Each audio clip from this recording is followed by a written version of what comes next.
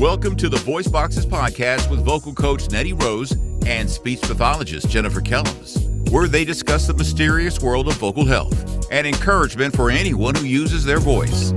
Hey everybody, welcome to Voice Boxes. I'm Jennifer Kellams. And I'm Nettie Rose. Today we're going to talk about environmental factors that affect the voice. I know here in Palm Springs, it gets really, really windy starting about March or April with all the spring pollen, and everybody is just dying. So what are things like in your area? That sounds rough. Well, our seasons are a little bit longer when it comes to like winter, but we tend to be indoors a lot. So, and it gets really, really dry.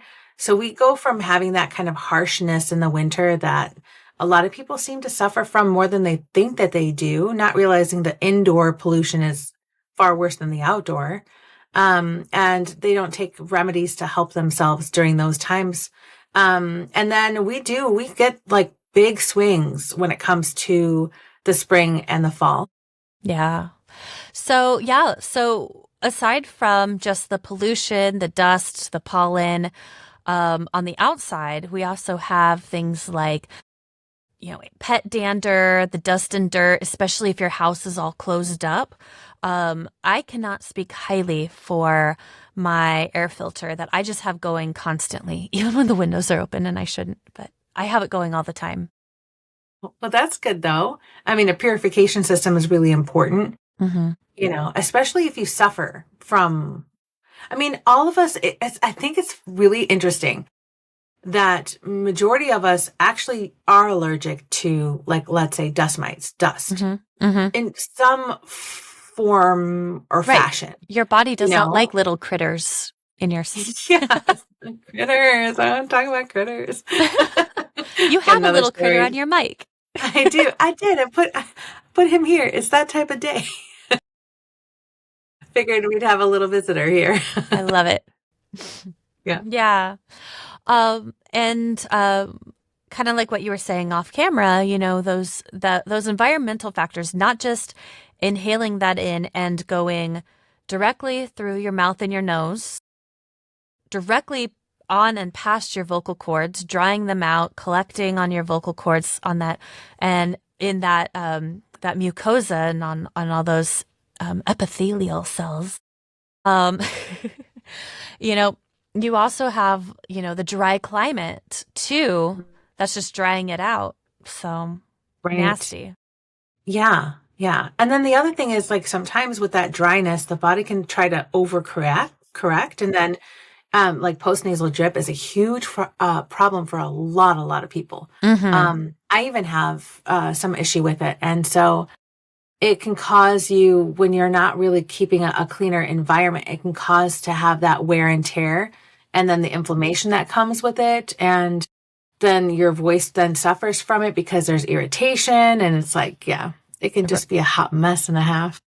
And on top of that, not just the irritation of the mucus from the postnasal drip, but the irritation of the which personally irritates me, personally and professionally irritates me, because I'm like, oh shit, how's your swallowing? Is your swallowing okay? But that perpetual throat clearing, yes. you are forcing those vocal cords together, especially if you're coughing. And that if you're chronically coughing, chronically throat clearing, in unhealthy ways, you're actually really abusing those vocal cords. Yeah. And it's harder to bounce back from it, especially because if it's chronic, there's no recovery time. You're sleeping. Some people don't have as much recovery time because of the postnasal drip while they're sleeping, or snoring for that matter, or the sleep apnea. If you have a sleep apnea machine, or even fans can cause that lack of rejuvenation that can happen. So when you're a chronic one, there's the bounce back for that is, I don't want to say impossible, but it's very improbable when you don't stop the bad habit. Yes, absolutely. Yeah. So some things you can do, we're going beyond the environmental modifications, but that throat clearing from the postnasal drip, or that, if you're like, oh man, I feel like I'm having to cough all the time. And it could be from the dryness. It could be from the bacteria. It could just be now it's become this habit. Right.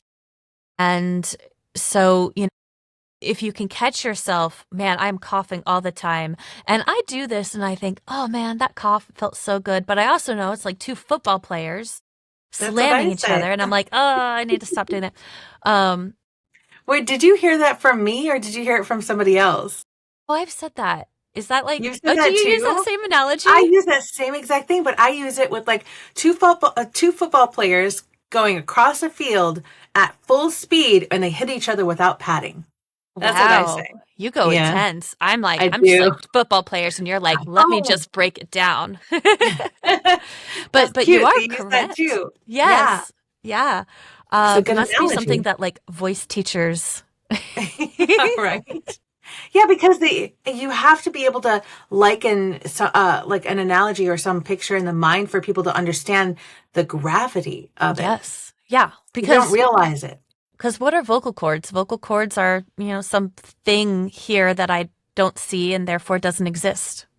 Right. Right. Uh, but yeah, so if you do feel like, man, I'm coughing all the time, I have all these environmental things, there are definitely different behaviors that you can change, as well as, hydration, having the air filter, but, a gentle throat clear, Mhm.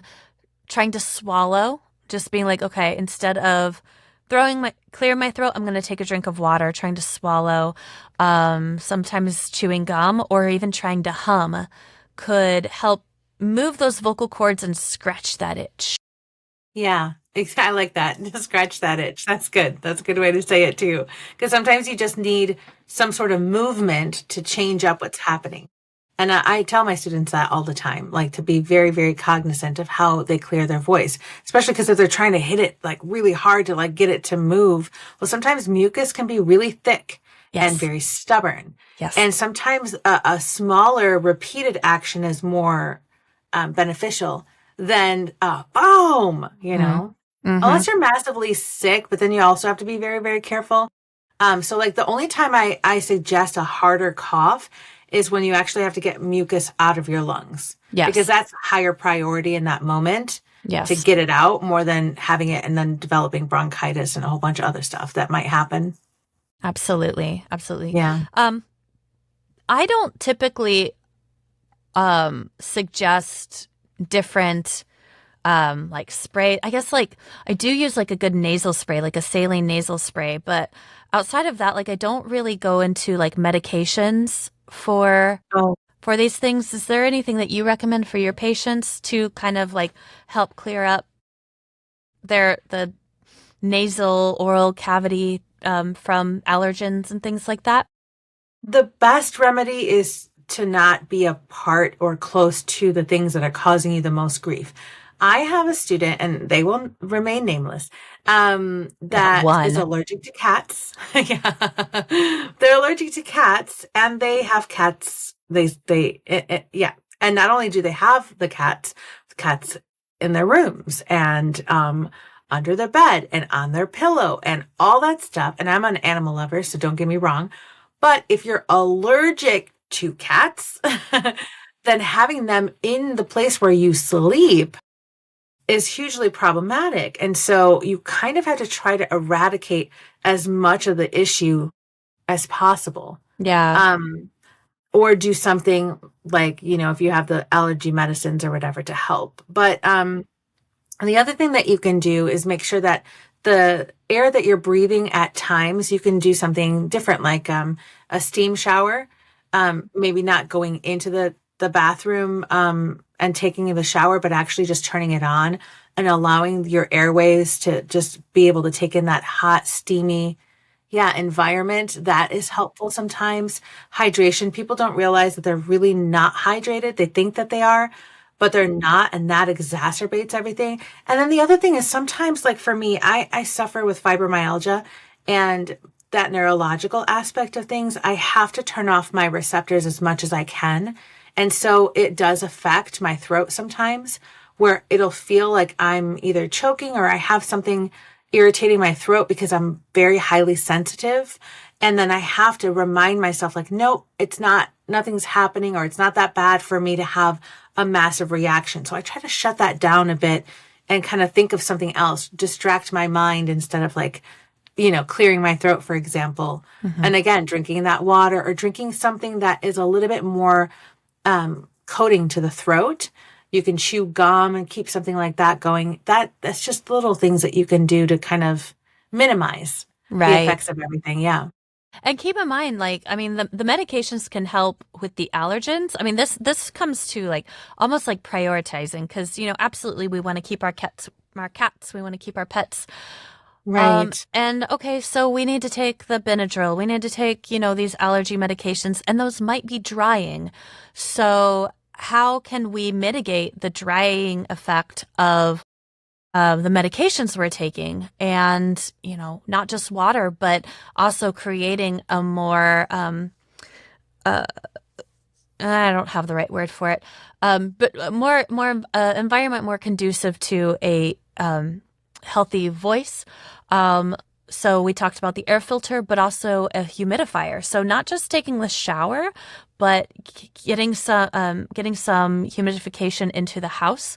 My personal favorite, because I live in a very dry climate, is we will actually just dry our laundry on the drying rack. So then our house gets we have like our own humidification device while we dry our clothes. And also our water's very hard. So then whenever I did buy a humidifier, I came home to like a cloud of dried calcium. So I'm like, oh, I'm not buying the distilled water. I'm just going to dry my clothes with the air. So I get some good humidification just from drying my clothes, along with my air filter.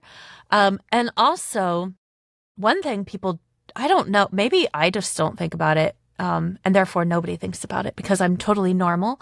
The ceiling fan in your bedroom is nasty. Clean that thing all the time.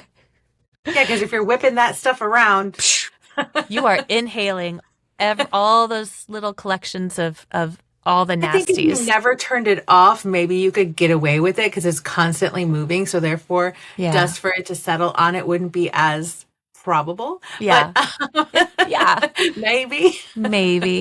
But yeah, definitely. Getting rid of the things that are irritating you, like dust, for example, and dusting. And I think people might not realize too, when they actually clean and they do dust, then they realize that they're going to have a reaction to it. So I'm very careful when I dust. I do not dust when I need my voice all day. I do not dust when I need to do any voiceover or singing.